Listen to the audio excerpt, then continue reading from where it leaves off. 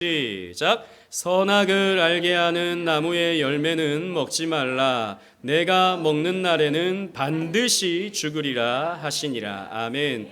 오늘은 처음 인간이 하나님과 맺게 된 언약을 중심으로 해서 오늘 내용이 오전도 그렇고 오후도 그렇고 다 언약이에요. 게알더스 보스라고 하는 신학자는 성경은 언약으로 구성되어 있다 라고 이렇게 설명을 했습니다. 그래서 언약적으로 성경을 보는 것이 가장 잘 성경을 보는 것이다. 우리 개혁파의 유명한 성경 신학자인데 그렇게 말했어요. 그래서 우리 처음 지음받은 인간은 하나님과 어떤 언약 관계였는가, 그 부분에 대해서 살펴보는데요. 그 언약 관계의 핵심이 뭐였냐? 선악과를 먹지 않는 것이었습니다. 즉 선악의 판단을 하나님께 드리고 내가 판단하지 않는 것이죠. 내가 옳은 것 하고 내가 옳지 않다고 생각하는 것 안 하고 내가 하고 싶은 것 하고 내가 하기 싫은 것 안 하고, 이게 아니고 그 모든 판단은 누가 한다? 하나님이 하신다라고 하는 것을 이제 인정하며 그분과 언약을 맺는 것이죠. 그래서 여러분, 이 인간론을 구분할 때는 크게 세 가지로 구분할 수 있어요. 내용 큰 카테고리입니다. 첫 번째는 첫 인간이 어떠한 존재였는가, 처음 지음받은 인간은 어떤 상태였는가, 그 다음에 타락한 인간은 어떤 상태로 전락했는가, 타락한 상태. 그 다음에는 구속받은, 즉 구원받은 인간은 어떤 삶을 살아야 하고 어떤 상태로 존재하는가. 이것이 인간론의 큰 세 가지의 카테고리가 되는 것이죠. 오늘은 이 첫 인간이 어떤 상태였는가를 살펴보도록 하겠습니다. 하나님의 형상으로 창조된 인간 아담과 하와는 에덴 동산에 거하게 되었죠. 그죠? 에덴 동산에 거하면서 하나님을 늘 누릴 수 있는, 하나님의 임재를 늘 누릴 수 있는 그런 삶을 살게 되었습니다. 여러분, 에덴의 뜻은 무엇일까요? 에덴의 뜻, 사실 구체적으로는 잘 몰라요. 우리 주환이 처음 아닌 것 같아요. 그런데 이 에덴이라는 말을 생각해 볼 때 이 고대 아카드어, 메소포타미아 쪽의 아카드어에서 이 헤덴이라는 말이 있거든요. 이 헤덴이라는 말이 기쁨이라는 뜻입니다. 그래서 70인역이 히브리어에서 헬라어로 번역될 때 이 에덴 동산을 기쁨의 동산으로 번역을 했어요. 그래서 우리는 아마도 이 에덴이라는 말이 기쁨이 아닐까 이렇게 생각할 수 있는 것이죠. 그래서 에덴의 뜻을 우리는 기쁨으로 여기는데, 어떻게 에덴 동산이 기뻤는가? 첫사람 아담은 하나님이 공급해 주시는 풍성한 것들로 풍요로움을 누렸습니다. 어딜 가나 먹을 게 있었어요. 어딜 가나 공급받을 수 있는 그런 것들이 에덴 동산에 가득했죠. 지금은 우리가 뭔가를 얻기 위해서는 어떻게 해야 됩니까? 돈을 내야 돼요. 돈은 어디서 나옵니까? 일해야 돼요. 일을 하면 좋아요, 싫어요? 이렇게 한 목소리로, 어린아이 너 일해봤어? 너? 일이 힘든지 안 힘든지 어떻게 알아요? 엄마 아빠 보니까 알겠죠. 힘든 것 같죠. 그러니까 잘해야 돼요. 우리 친구들 돈 버는 거 쉽지 않아요. 따라합시다. 돈 버는 게, 어린이들, 우리 학생들 따라합시다.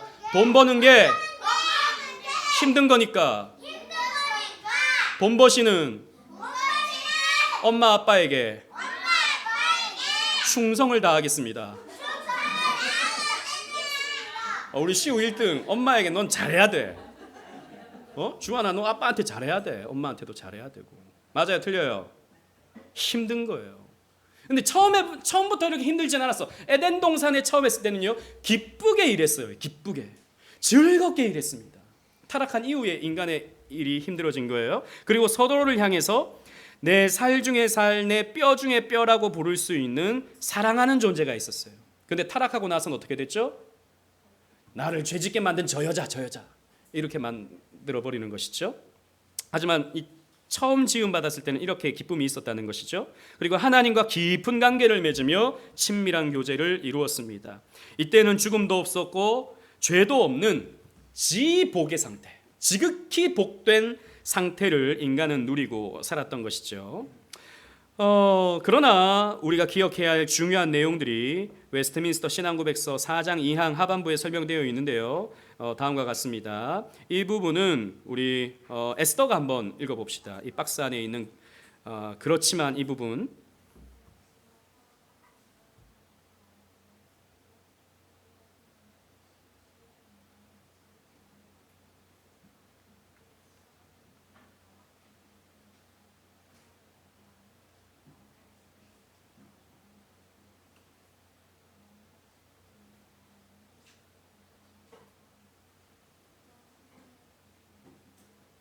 자, 인간 창조에 대해서 4장 2항에서 설명하고 있는데 앞부분은 우리 지난주에 같이 읽었었어요. 그리고 후반부는 이제 오늘 우리가 읽는 내용인데 이런 지복의 상태였지만 인간은 범죄할 가능성 아래 놓여 있었다라는 말이 참 의미심장하죠.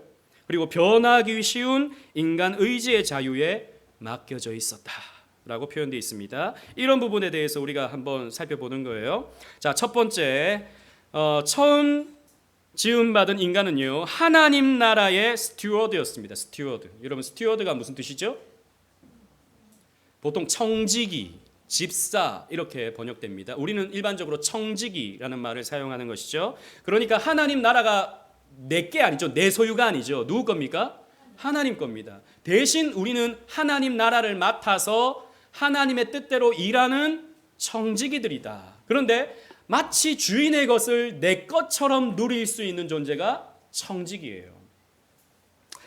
에덴 동산은 하나님이 다스리시는 하나님 나라의 작은 샘플이었습니다. 자세히 보시면 그레임 골즈워드라고 하는 유명한 성경신학자는요, 하나님 나라는 하나님 백성이, 여러분 하나님 백성 갈로 안에 국민이라고 써놓으십시오. 국민. 그리고 하나님의 장소, 여기는 영토라고 써놓으십시오. 그리고 하나님의 통치, 괄호에는 뭐가 들어가면 좋을까요? 주권. 맞습니다. 주권을 이제 하나님의 통치를 받으며 하나님의 복을 누리는 거라 그랬습니다. 즉 여러분 보세요. 국민, 주권, 영토, 이 세 가지는 무엇입니까? 국가의 3요소가 되죠. 하나님 나라도 마찬가지다. 사실 이 국가의 3요소는 성경에서 나온 개념이에요. 그래서 우리는 하나님 나라 속에서 살고 있었다라는 것입니다. 처음 인간은. 그런 면에서 에덴 동산은 하나님의 백성인 아담과 하와가 있었죠. 그리고 그의 후손들이 있게 될 것이었습니다. 그리고 에덴 동산이라는 장소가 있었죠. 영토가 있었던 것입니다. 그리고 하나님의 직접적인 통치가 이루어지는 에덴 동산은 하나님 나라였습니다. 하나님 나라의 모형, 하나님 나라의 샘플이었던 것이죠. 그래서 이곳에서 첫사람은 하나님 나라의 삼중직을 가진 청직이었다라는 것입니다. 그래서 어떤 역할을 인간이 부여받았나? 첫 번째, 인간은요 왕적 존재로서 부름을 받았어요. 왕으로서 하나님의 통치를 대신하는 겁니다. 진짜 왕은 하나님이신데 버금왕으로서, 버금왕이라는 말이 무슨 말인지 아시겠죠? 버금가는 왕, 하나님의 통치를 대신하는 대리 통치자. 그래서 왕적 존재다라는 것입니다. 하나님의 형상을 가진 첫사람은 하나님이 만드신 피조 세계를 다스려야 하는 왕적 존재였어요. 그는 고대 왕이 신하들에게 이름을 하사해 주듯이, 지난주 우리 살펴봤죠, 그죠? 반려자에게 여자라고 하는 이름을 하사하고요. 그리고 동물들의 이름을 지어 주었습니다. 그래서 왕적 존재인 것입니다. 두 번째로 인간은요 제사장적 존재로 지음을 받았어요. 첫사람 아담은 하나님의 임재를 누리는 에덴 동산을 경작하고 지키는 제사장이었습니다. 자, 우리 주한이 창세기 2장 15절 읽어봅시다. 여호와 하나님의 그 사람을 이끌어 에덴 동산에 두어 그것을 경작하여 지키게 하시고. 아멘. 우리 박수 한번 하겠습니다. 와! 이런 표현 좀 그렇지만 성령 충만한 목소리예요. 여러분 우리 믿는 사람은요 찬송할 때도 크게, 말씀 읽을 때도 당당하게 막 소리 막 지르라는 말이 아니고 아주 또박또박하게 힘있게 이렇게 하는 게, 여러분 물론 그게 꼭 성령 충만한 건 아니지만 느낄 때 이런, 여러분 말씀을 이렇게 당당하게 읽는 것, 확실하게 읽는 것 너무너무 중요한 것입니다. 여기 보시면 지키다라는 표현 나오잖아요, 그죠? 이 지키다에 해당하는 히브리어를 보면 샤마르라고 되어 있어요. 근데 이 샤마르라는 표현은 주로 제사장들이 성막과 성전을 지킨다라고 할 때 사용되는 단어입니다. 민수기 3장 7절 8절 제사장들이 성전을 지키고 성막을 지키고 할 때 표현되는 단어예요. 즉 에덴 동산은 하나님의 성전이었다. 왜? 그곳에서 하나님과의 교제가 이루어졌기 때문입니다. 그래서 여러분 에덴 동산의 입구가 어느 쪽이라 그랬죠? 동쪽. 성막의 입구가 어느 쪽이라 그랬죠? 동쪽. 성전의 입구가 어느 쪽? 동쪽이었다라는 거죠. 그리고 또 에덴 동산의 어떤 나무라든지 그리고 이런 천사의 그룹의 모습이라든지 이런 것이 성막과 성전에 그대로 나타나는 것이죠. 에덴 동산은 하나의 성전이었다라는 것입니다. 그곳을 지키는 제사장, 그곳에서 사역하는 제사장이 바로 아담 하와였다라는 것입니다. 그래서 그곳에서 하나님을 예배하고 하나님을 섬겼죠. 세 번째, 뭐가 들어가면 좋겠습니까? 선지자가 빠졌죠, 그죠?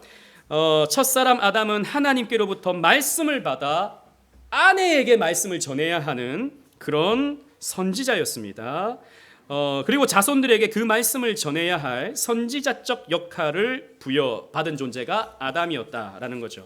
그래서 여러분 보세요. 창세기 2장 17절에 선악을 알게 하는 나무의 열매는 먹지 말라. 내가 먹는 날에는 반드시 죽으리라. 이 말씀을 하나님이 해주시고는 그 다음에 여자가 지음을 받아요. 여자는 이 말씀을 직접적으로 들은 게 아닙니다. 누굴 통해서 들어요? 아담을 통해서 들어야 되는 거죠. 그런데 보시면 나중에 하와가 그 선악과를 따먹었죠. 이것은 어떤 것에 근거가 되냐면 아담이 그 선지자적 역할을 제대로 하지 못했다는 증거예요. 그래서 이제 모든 범죄로 이어지게 되는데, 어쨌든 이 아담은요, 하나님의 말씀을 전해야 하는 선지자적 사명, 이것을 가지게 되었다라는 거죠. 그래서 여러분, 아담의 삼중직, 이것은 나중에 그리스도의 삼중직으로 이어지죠, 그죠? 왜? 첫 번째 아담과 마지막 아담의 역할이 같은 것입니다. 예수님도 선지자시요, 제사장이시요, 왕이시잖아요. 마찬가지로 처음에 아담도 그러했다라는 것입니다. 그럼 우리는 어떻겠습니까? 우리는 아담은 인류의 대표잖아요. 그러면 우리도 하나님께 부름받을 때 왕으로서, 제사장으로서, 선지자로서 부름을 받은 것은 당연한 것입니다. 그래서 여러분, 하이델베르크 요리문답, 우리 유인물에는 없습니다. 32문에 보면 하이델베르크 요리문답에 그런데 당신은 왜 그리스도인이라 불립니까? 우리를 그리스도인이라 하잖아요. 그리스도와 같은 사람이라는 뜻입니다. 왜 이렇게 부르는가? 답 다 같이 한번 읽어보겠습니다. 시작. 왜냐하면 내가 믿음으로 그리스도의 지체가 되어 그의 기름 부음에 참여하기 때문입니다. 나는 선지자로서 그의 이름의 증인이 되며 제사장으로서 나 자신을 감사의 산제물로 그에게 드리고, 또한 왕으로서 이 세상에 사는 동안은 자유롭고 선한 양심으로 죄와 마귀에 대항하여 싸우고, 이후로는 영원히 그와 함께 모든 피조물을 다스릴 것입니다. 아멘. 보세요. 우리는 이 삼중직을 회복하는 겁니다. 아담은 이 삼중직을 잃어버렸어요. 근데 처음에는 이걸 가지고 있었다라는 겁니다. 그래서 우리가 그리스도로 말미암아 구속받은 인간은 이 삼중직을 회복하는 모습으로 나타난다라는 거죠. 근데 우리는 뭐 제사장 되는 거 오케이, 뭐 예배 드리고 있으니까 선지자 말씀 전하는 거 전도하고 오케이. 근데 왕은 아닌 것 같아. 그렇잖아요. 우리 어때요? 시우 왕자인 걸 믿으십니까? 아니야? 아닌 것 같아? 왕자까지는 아닌 것 같아? 왜냐하면 우리 대단히 뭐 왕 그러면 왕관도 써야 되고 뭐 좋은 옷도 좀 입어야 되고 그러는데 별로 우리의 삶이 그렇지 않거든요. 근데 왕이라고 하는 존재는 여러분 단순히 누리는 것만 있는 게 아니라 이 고대 왕은요, 전쟁에서 앞장서는 게 왕입니다. 우리는 누구와 싸워요? 여기 보세요. 죄와 마귀와 싸우는 거예요. 그리고 장차 오실 예수님과 함께 우리는 어떻게 됩니까? 온 피조물을 다스리게 된다라는 겁니다. 그래서 우리는 지금 이 삼중직을 회복해가는 단계에 있다라는 거죠. 우리는 처음에 지음받을 때 이런 왕으로서, 선지자로서, 제사장으로서 우리는 지음을 받았다라는 것입니다. 그리고 이제 두 번째, 우리는 자유의지를 부여받았습니다. 첫사람 아담은요, 하나님께 온전히 순종할 수도 있었고 또 온전히 순종하지 않을 수도 있는 존재였어요. 여러분, 이 말을 잘 기억하셔야 됩니다. 온전히 순종할 수 있고 순종하지 않을 수도 있는 존재. 여러분, 우리는 온전히 순종할 수 있습니까? 지금 우리가 온전히 순종할 수 있습니까? 없어요. 우리는 상대적인 순종을 할 수 있죠. 어느 정도의 순종을 할 수 있죠. 그러나 처음 지음받은 인간은 이 자유의지를 하나님께 받은 것입니다. 타락할 수 있는 가능성이 있는 존재로 하나님 만드셨어요. 아우구스티누스는 인간의 상태를 다음과 같이 설명했습니다. 자, 보시면 첫사람 아담의 상태, able to sin, 즉 죄를 지을 수 있는 상태. 우선 구분을 해봅시다. 그 다음에 인간이 타락했습니다. Not able to not to sin. 죄를 짓지 않을 수 없는 상태. 그러니까 구속받지 못한 인간은 항상 뭐만 하고 있어요? 죄만 짓고 있어요. 아니 저 사람들도 나름 뭐 어려운 이웃 도와주고 또 착한 일을 하고 다 하던데요. 그건 인간 편에서 볼 때 착한 일이지 하나님 편에서 볼 때 착한 일이 아니죠. 하나님과 관계없는 일들입니다. 그래서 그건 모든 것이 다 죄가 돼요. 여러분 사람 인간이 착한 사람들 있잖아요. 착한 사람 여러분 좋아하시죠? 저도 착한 사람 좋아해요. 저도 착하다는 말 많이 들었거든요. 근데 곰곰이 생각하면 내가 왜 착했지? 생각해 보면 힘이 없으니까 착한 거 힘이 없으니까 싸워서 이기지 못하니까 야 너 뭐 해 그러면 뭐 하고 막 빵 사와 그럼 빵 사오고 뭐 제가 빵 셔틀이었다는 말은 아닙니다. 그냥 그렇다는 얘기예요. 착하다는 것은 어떻게 보면 약하다는 표시이기도 하죠. 그죠? 혹은 착함을 무기로 해서 자신의 장점을 부각하려고 하는 난 착해. 난 착한 사람이야. 라고 하는 것으로 어떤 자신의 어떤 영역을 확장시키려고 하는 시도이기도 하죠. 여러분 착한 것이요. 늘 완벽하게 선한 것은 아닙니다. 그렇잖아요. 공감을 안 하시네요. 오늘. 아무튼 그 다음에 거듭난 인간 이게 저와 여러분들입니다. 거듭난 인간 able to not to sin 즉 죄를 짓지 않을 수 있는 상태예요. 여러분 이게 바로 여러분 칼빈주의와 루터파의 차이점입니다. 루터파는 우리도 여전히 죄를 짓지 않을 수 없는 상태라고 말해요. 그 사람들은 율법의 세 번째 용도를 인정하지 않습니다. 그러니까 루터파의 요점은 이거예요. 우리는 늘 죄만 지어. 그래서 우리는 그리스도를 바라봐야 돼. 이게 루터파입니다. 틀린 건 아니죠. 우리는 늘 죄만 지어. 그리스도를 바라봐야 돼. 이게 루터파라면 칼빈주의는 그리스도를 바라봄을 통해서 우리는 그리스도를 닮아가야 돼로 가는 게 칼빈주의예요. 그래서 우리는 죄를 짓지 않을 수 있는 상태. 죄를 짓기도 하지만 이건 죄야. 난 이 죄를 더 이상 지으면 안 돼. 라고 우리는 어느 정도의 선, 어느 정도의 의, 몸부림치면서 거룩함을 향해 나아가는 이런 몸부림이 우리에게 있다라는 거예요. 그래서 우리는 율법의 제3용도, 즉 율법을 통해서 우리가 어떻게 살아야 하는지를 배우는 거예요. 우리는 순종할 수 있습니다, 여러분. 루터파는 그게 아니에요. 너희는 어차피 죄인이야. 그래서 너희들은 그리스도를 바라봐야 돼. 여러분 예전에 그 서머나 교회의 김성수 목사님 돌아가신 분, 그분 설교가 굉장히 루터파에 아주 많이 영향을 받은 것이라고 볼 수 있죠. 그분은 늘 인간은 죄인이기 때문에 그래서 그리스도만 바라봐. 어차피 우리는 선행을 하지 못하기 때문에 우리가 하는 모든 게 죄이기 때문에 우리는 그리스도만 바라봐야 돼요. 뭐 착하게 살자, 거룩하게 살자.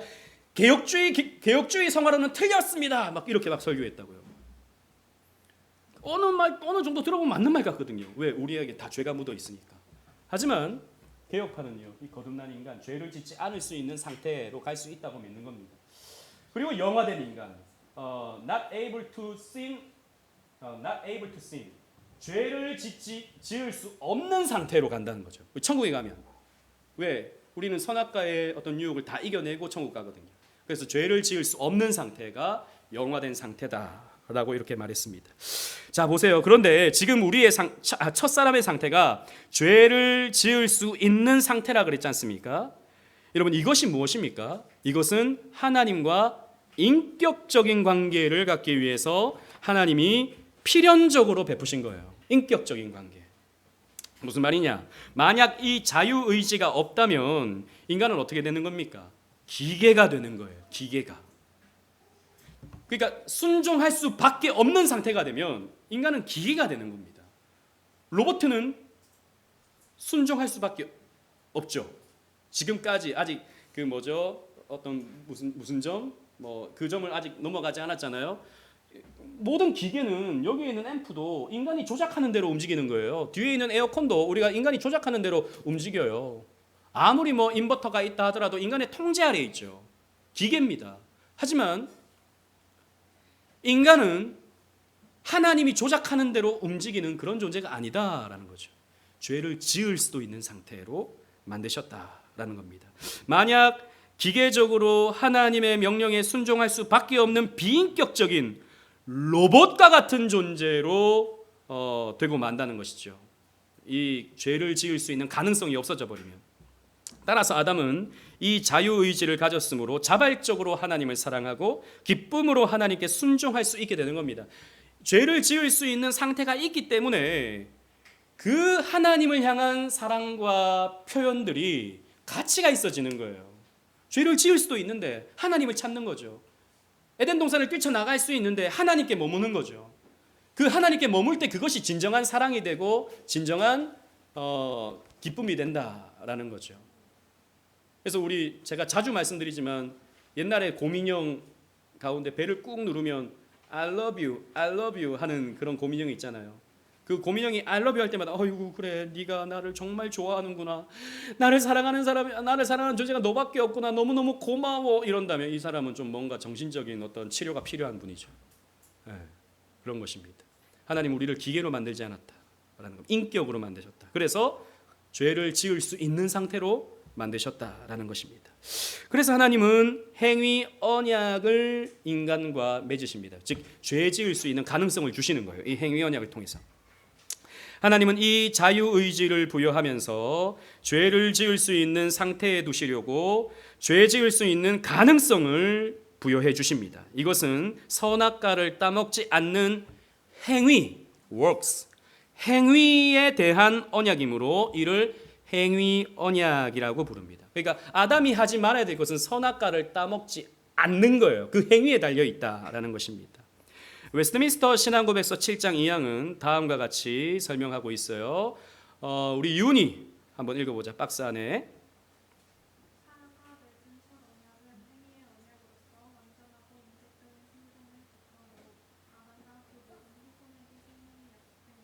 자, 여기서 중요한 표현, 인격적인 순종을 조건으로 했다. 그리고 또 하나 중요한 것은 아담과 그 모든 후손에게, 아담뿐만 아니라 아담을 대표로 해서 그 모든 후손에게 생명이 약속된 것이다 라는 거예요. 자, 행위 언약의 의미를 보십시다. 이 언약에서 선악과는요, 그 열매 자체에 중요한 것이 아닙니다. 열매 자체가, 즉 이 선악과 자체에 무슨 어떤 효과와 효능이 있어가지고 그것을 먹으면 몸에 죄가 퍼지는 이런 것이 아니죠. 그것은 일종의 언약의 표징이었습니다. 그것은 아담에게 주신 자유의지를 통한 자발적인 순종 여부가 더 중요한 의미를 갖고 있는 거예요. 순종 여부가 더 중요한 것이었습니다. 순종하느냐 안 하느냐. 창세기 2장에서는 언약이라는 단어가 나오지 않지만 정황을 보면 언약을 맺었음을 확인할 수 있죠. 그리고 호세아서를 보면 우리 시우 써놔야 되는 타이밍인데 어느 선지자? 무슨 선지자? 호세아서를 보면 이 사건이 언약적 사건임을 명확하게 밝히고 있어요. 우리 시우 호세아 6장 7절 한번 읽어봅시다. 우리 어딘지 알죠? 그러면 우리 유건이가 좀 가르쳐 주세요.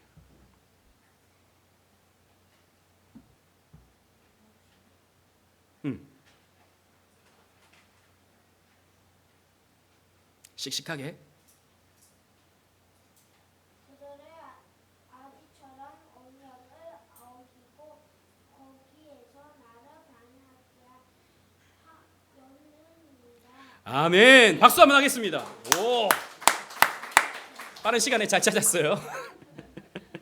자, 행위 언약의 내용을 봅시다. 호세아서에 보니까 아담처럼 언약을 어겼다. 즉 아담과 맺었던 것은 바로 언약이었다라고 하는 것을 알 수 있게 되죠. 자, 행위 언약의 내용을 봅시다. 언약의 당사자는 누굽니까? 삼위일체 하나님과 누구? 아담. 아담은 누굽니까? 인류의 대표였다라는 거죠. 언약의 약속은 무엇이었습니까? 생명, 영생이었다. 언약의 상징은 생명나무와 무엇이었죠? 선악과. 선악과 시험을 이기면 무엇이 허락된 것이었습니까? 생명나무를 먹는 것이 허락된 것이었어요. 하지만 선악과를 따 먹음으로써 생명나무에 이르지 못하게 되었죠. 언약의 조건은 무엇이었습니까? 절대적 순종. 여러분, 이게 중요한 것이, 아니 하나님 너무하시다, 하나님 어떻게 절대적인 순종을 요구하시는가. 그런데 이것은 하나님의 절대성 때문에 어쩔 수가 없는 거예요. 하나님은 완전하시거든요. 하나님은 죄의 이만큼이라도 허용할 수 있습니까? 없습니까? 없어요. 하나님은 완전하신 분이시기 때문에, 공의로우신 하나님이시기 때문에 완전한 순종을 요구하실 수밖에 없는 거죠. 자, 그리고 언약의 위반 시 형벌이 무엇입니까? 사망입니다. 육체적이고 영적인 영원한 사망. 이것이 하나님의 약속이었다. 그리고 위반 시 형벌의 내용이었다라는 것입니다. 자, 그렇다면 행위 언약이 우리에게는 과연 지금도 유효한가? 유효성을 갖는가? 그 부분에 대해서 함께 살펴보도록 하겠습니다. 하나님은 완전한 순종을 조건으로 하여 인간의 구원의 길을 열어주셨죠. 지금이라도 하나님께 완전하게 순종하고 스스로 의에 이를 수 있다면, 그렇다면 그 사람은 자력으로 구원에 이를 수 있을 것입니다. 스스로, 자력으로, 자신의 힘으로. 그러니까 완전하게 순종할 수 있다면, 그런데 앞에서 말씀드린 것처럼 우리가 완전하게 순종할 수 있어요, 없어요? 지금 없습니다. 우리는 타락한 존재고 구속함을 받았지만 아직도 완전하진 않거든요. 영화된 상태는 아니거든요. 그래서 우리는 완전하게 순종할 수가 없어요. 하지만 첫사람 아담이 타락한 이후 그 누구도 하나님께 완전한 순종을 할 수 없게 되었고 스스로 의에 이를 수도 없게 되었습니다. 그래서 결국 인간은 이 행위 언약을 근거로 하여 심판을 받습니다. 반면에 그리스도 안에 있는 사람은 그리스도께서 성도를 대신하여 완전한 순종을 이루셨죠. 그래서 그리스도 안에 있으면 어떻게 됩니까? 더 이상 이 행위 언약의 영향을 받지 아니합니다. 그럼 불신자는 지금 행위 언약에 지금 영향을 받습니까? 안 받습니까? 불신자들 받습니까? 안 받습니까? 받아요. 불신자들은 그 행위의 악함 때문에 지금도 심판을 받는 것입니다. 그들이 하나님께 순종하지 않고 있어요. 그들이 창조주 하나님을 무시하고 있어요. 그들이 자신의 지으신 아버지를 부인하고 있는 것입니다. 그래서 그 행위로 말미암아서, 그 불순종의 행위로 말미암아서 불신자들은 심판을 받아요. 지금도 불신자들은 행위 언약의 유효성에 지배를 받고 있습니다. 그러면 저와 여러분들은 아니라는 것이죠. 저와 여러분들은 아니라는 겁니다. 왜? 우리 대신 예수님께서 온전한 순종을 해 주셨기 때문에, 우리가 예수님을 믿을 때 그 예수님의 온전한 순종이 누구께 됩니까? 저와 여러분들께 되는 것입니다. 자, 히브리서 5장 8절 9절 아까 우리 주한이 했으니까 세인이 한번 읽어봅시다.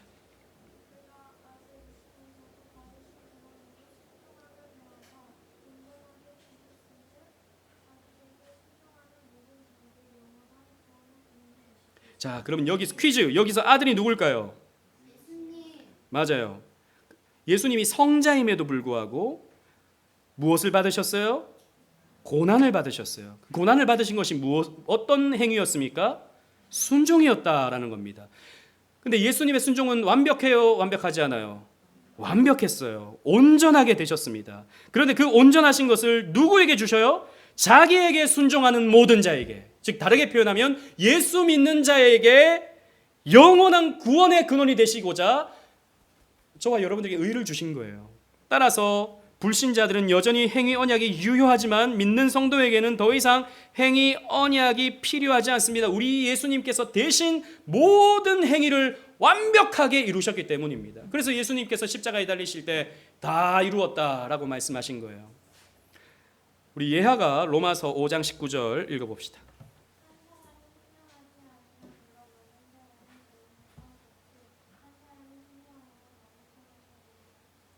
자, 첫 번째 한 사람은 누굽니까? 아담이죠. 아담이 순종하지 아니함으로 많은 사람이 죄인 됐습니다. 인류의 대표였기 때문에. 그러나 한 사람이 순종함으로써 이 한 사람은 누구죠? 뒤에 한 사람? 예수 그리스도. 많은 사람이, 여기 많은 사람에 누가 들어갑니까? 저와 여러분들이 들어가는 거예요. 의인이 되는 거죠. 그래서 여러분 보세요.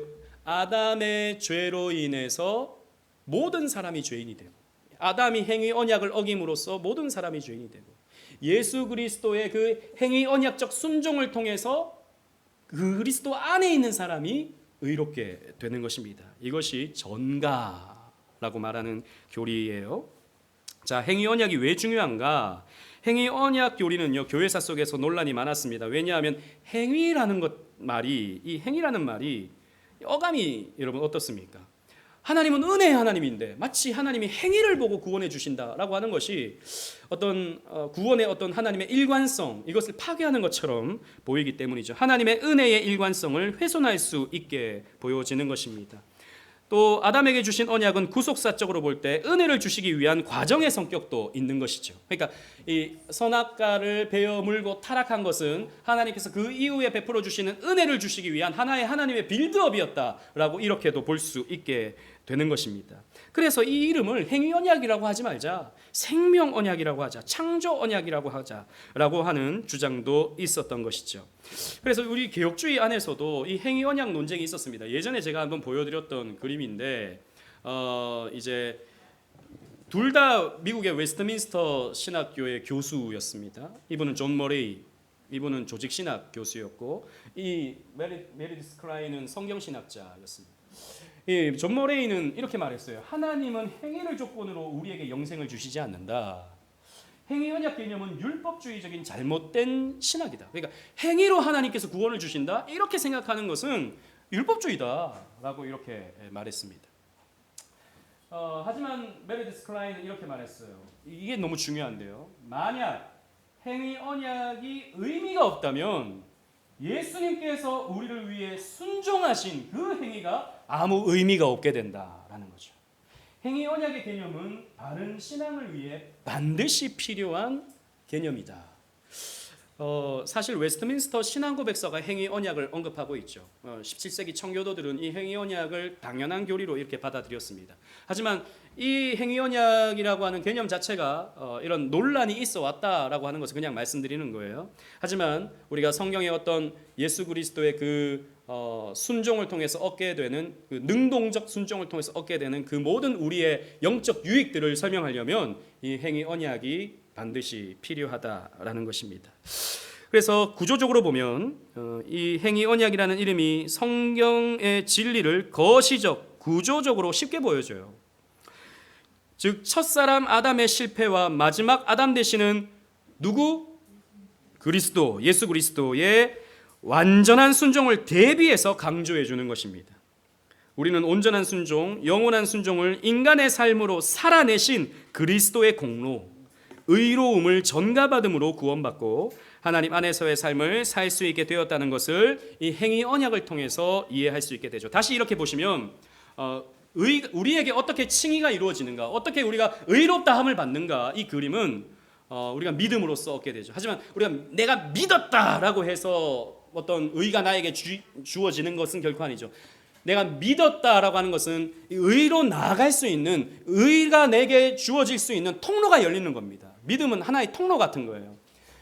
내가 예수 그리스도를 믿을 때 어떻게 됩니까? 내 죄가 십자가에 달리신 그리스도께로 전가되는 겁니다. 전가. 그리고 내가 예수님을 믿을 때 어떻게 되죠? 예수님이 획득하신 그 고난으로 말미암아 얻으신 순종의 완전함이 저와 여러분들에게 전가되는 것입니다. 그래서 나에게 의가 뒤집어 씌워지는 거예요. 의롭다함을 우리는 얻게 되는 것입니다. 이걸 보시면 예수님은요 수동적인 순종, 수동적 순종이라는 것은 예수님이 순종하기 싫었는데 억지로 순종이 이게 아니고 아버지께서 명령하신 것, 아버지께서 계획해 놓으신 고난의 그 여정을 예수님께서 순종하셨다라는 겁니다. 아버지께서 이거 너 순종해야 돼라고 하시는 것을 예수님께서 순종하셨다라는 거예요. 십자가에 달려 고난 당하시는 것이었죠. 그러나 예수님은 또 능동적으로 순종하신 것이 있습니다. 더 나아가서 순종한 거예요. 우리의 죄를 없애주는 것뿐만 아니라 우리를 의롭게 만들어 주려고 예수님은 율법 아래에 나셔서 율법을 다 지켜 행하신 것입니다. 여러분 율법을 크게 요약하면 두 가지예요. 뭐와 무엇이죠? 하나님 사랑, 이웃 사랑. 이것을 예수님께서 완벽하게 이루신 거예요. 그래서 예수님께서 얻으신 하나님을 사랑하여 순종하신 이 십자가, 또 우리를 살리시기 위하여 대신 죽으신 그 희생적 사랑, 이것으로 말미암아 이 능동적 순종으로 인해서 우리에게 칭의가 부여받게 되는 것입니다. 따라서 이걸 설명하기 위해서는 이 행위 언약적 개념이 우리에게 반드시 필요하다라는 겁니다. 하나님은 행위를 요구하셨다라는 거죠. 불신자들은 지금도 그 행위에 다다르지 못했기 때문에 심판받는 것이고, 우리는 그 행위를 다 하지 못했지만 우리 대신 그 온전한 행위를 이루신 예수님의 대속적 공로를 통해서 우리는 의롭다 칭함을 받게 되는 것입니다. 이해되시나요? 우리 어린이들 이해되나요? 이해 안 돼도 괜찮아요. 아, 저런 게 있구나. 이것만 알아도 우리 친구들 충분합니다.